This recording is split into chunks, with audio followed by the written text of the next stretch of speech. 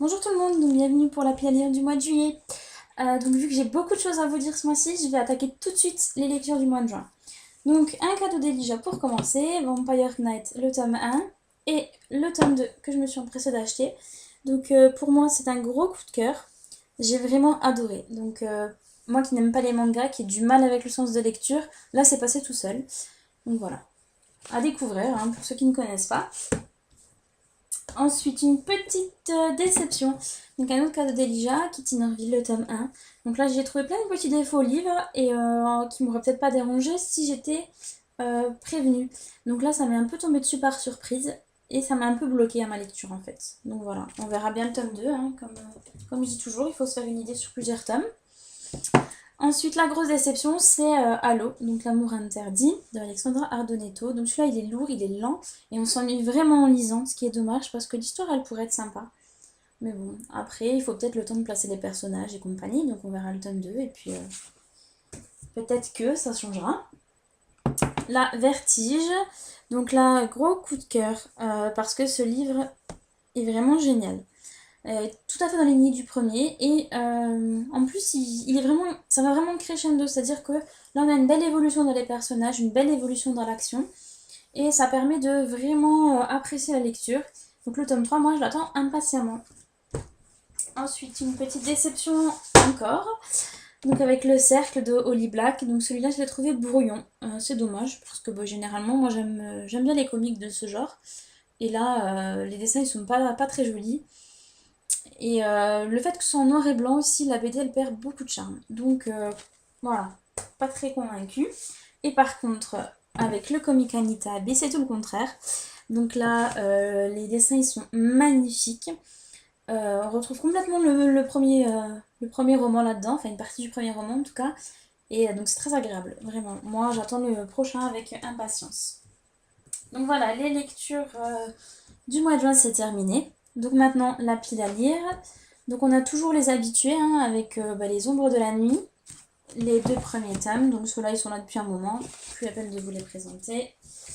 De même que tout ce qui est là-bas, c'est-à-dire les murmures d'outre-tombe de Charlène Harris, Vicky Nelson, le tome Ab, le cauchemar, les deux premiers Back Butler, le premier Queen Betty et Vérité première de Don Cook. Donc ceux-là c'est les habitués. Ensuite, ce qu'il y avait déjà là le mois dernier. Alors, le mois dernier, il y avait déjà l'amulette de Samarcande. Donc là, pavé, donc voilà, à voir, hein, c'est vraiment dur. Ensuite, Minuit de Lara Adriane, le tome 3. Alpha Omega, le tome 2 de Patricia Briggs. Et Cassandra Palmer, ce qui est malheureusement encore là. Donc le tome 4, La damnation de l'aube. J'ai fait aussi pas mal d'achats ce mois-ci. Donc au niveau de mes achats, on retrouve Maudite, donc que j'ai envie de lire depuis un moment, donc je suis bien contente de l'avoir trouvé en format poche. Voilà. On a Le baiser de l'ange, donc la même chose que tout à l'heure, bien contente de l'avoir découvert en poche. Voilà.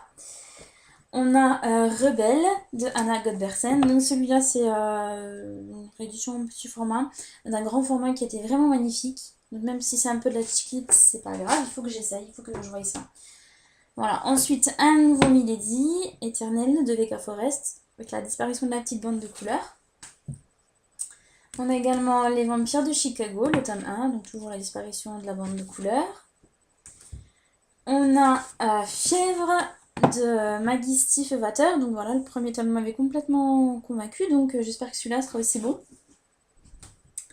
Et enfin, donc pour mes achats, le journal d'un vampire, le tome 5, donc voilà, celui-là je l'ai acheté dès sa sortie et je suis vraiment impatiente de le commencer.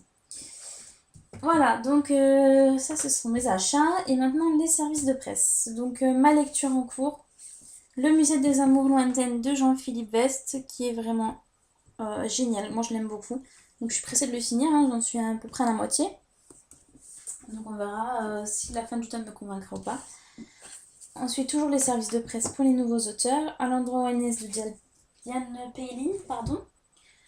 Le bouclier de Saint-Odile de Yves-Olivier Mulheim. Donc, toujours service de presse, les nouveaux auteurs. Et hop, Les fantômes du Panassa de Yves-Daniel Crouzet. Voilà. Ensuite, service de presse pour les éditions Les Grandes Personnes, en rapport avec les chroniques Gallimard Jeunesse l'héritage Jenna Fox de Marie Persson. Donc vu que la couverture elle est un peu bizarre, on verra ce que le roman réserve. Et enfin, 2 services de presse pour les éditions du Masque. Alchimie de Bess Fantasque et Crescendo de Becca Fritz-Patrick, qui a donc toujours un service de presse aux éditions du Masque. Voilà, donc je voulais aussi ajouter qu'il me manque encore plusieurs livres. Donc il me manque Le Journal de Stéphane, gagné dans Dark Mag il y a quelques temps. Il me manque Styx, que j'ai commandé mais qui n'est pas encore arrivé.